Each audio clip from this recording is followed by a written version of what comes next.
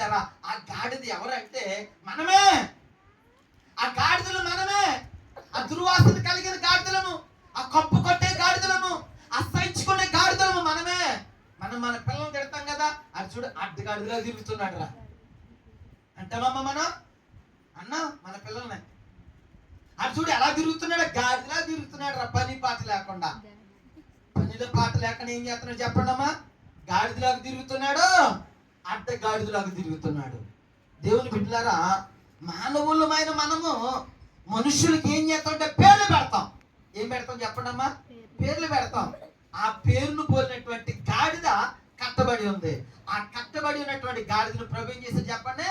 విడిపించుకొచ్చాడు. విడిపించుకొచ్చిన తర్వాత ఆ గాడిద మీదకి దేవుని బిడ్డారా ప్రభులు వారు వచ్చినప్పుడు ఆ గాడిదకి ఘనత వచ్చిందండి.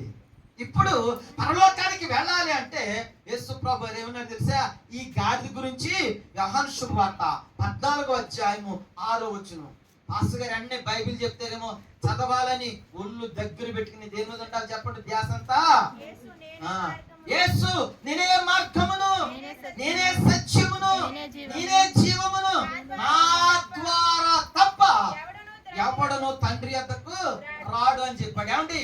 ఈ అడ్డగాడిదల్ని, ఈ నిలువు గాడిదల్ని, లోపడని గాడిదల్ని, ఏమండి మాటన గాడిదల్ని, ఏమండి మవారించే గాడిదల్ని, ఏమండి దయా కనికరము లేని గాడిదల్ని పరలోకానికి తీసుకెళ్లాలంటే ప్రభు నీ మీద నా మీద మన మీదకి రావాలా, దేవుని ఆత్మ మన మీదకి రావాలా, దేవుని శక్తి మన మీదకి రావాలా, మన లోపలకు రావాలా, మన హృదయంలోకి రావాలా. ఆయన ఎప్పుడైతే మనలోనికి మన హృదయంలోకి వస్తాడో ప్రియ దేవుని బిడ్డారా, అప్పుడు ఆయనతో మనం ఎక్కడికి వెళ్తాం చెప్పండి? పరలోకానికి వెళ్తాం. అందుకనే ఈ అడ్డగాడిదల్ని, ఈ నిలువు గాడిదల్ని, ఈ తిండిపోతుల్ని, ఈ కొట్టు వాళ్ళని, తింటూ వాళ్ళని, తాగే వాళ్ళని, తిరిగే వాళ్ళు అందరినీ ప్రభు ఎక్కడ తీసుకెళ్తానన్నాడు? పరలోకం తీసుకెళ్తానన్నాడు. అందుకనే యేసు నేనే, నేనే, నేనే. నోరు లేవో మీకు కొత్త లేదు?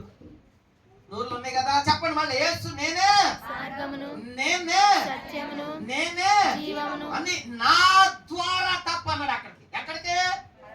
పరలోకానికి నా ద్వారా తప్ప ఎవడ కూడా వెళ్ళడు అక్కడికి అని చెప్పాడు. అంటే గాడిదలమైన మనల్ని ప్రభు తీసుకెళ్ళడానికి భూలోకానికి వెళ్ళగొచ్చాడు ఆయన.